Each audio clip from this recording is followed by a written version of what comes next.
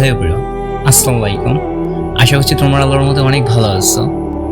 Guys, এক লোক রাতে বাড়িতে এসে দেখেন তার সন্তানরা ঘুমিয়ে পড়েছে। স্ত্রীকে জিজ্ঞাসা করলেন ওরা নামাজ পড়েছে। স্ত্রী বললেন বাড়িতে কোনো খাবার ছিল না, সবাই ক্ষুধায় কান্না করতে করতে ঘুমিয়ে পড়েছে, নামাজ পড়েনি। ওদেরকে জাগিয়ে দাও, ওরা নামাজ পড়ো। ওদেরকে জাগিয়ে দিলে ওরা খাবার না পেয়ে আবার কান্নাকাটি শুরু করবে। ওদেরকে জাগিয়ে দিতে বলছি, জাগিয়ে দাও, আমার আদেশ পালন করো। তাদের রিজিকের দায়িত্ব আমার না, রিজিকের দায়িত্ব আল্লাহ তাআলার। আল্লাহ তাআলা বলেছেন তোমার পরিবারবর্গকে নামাজে আদেশ দাও এবং তার উপর অবিচল থাকো।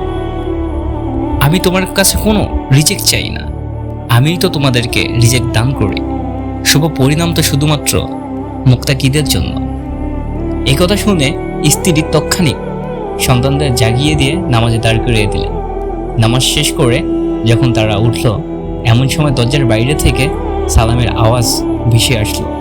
দরজা খুলে দেখা গেল এক লোক, তার কাঁধে অনেক খাবার। লোকটি বলল, এগুলো আপনার পরিবারের জন্য, গ্রহণ করুন।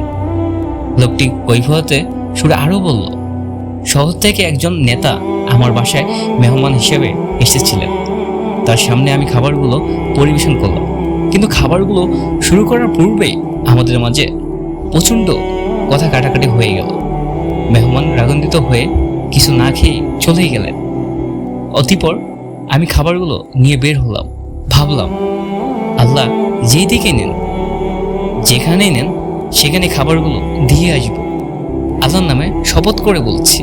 হাঁটতে হাঁটতে আমি আপনার দরজায় এসে দাঁড়িয়ে গেলাম। আমি বুঝতে পারছি না কে আমাকে আপনার দরজার সামনে এনে দাঁড় করিয়ে দিলেন। প্রিয় বন্ধু, এই গল্প থেকে তুমি কি শিক্ষা নিলে?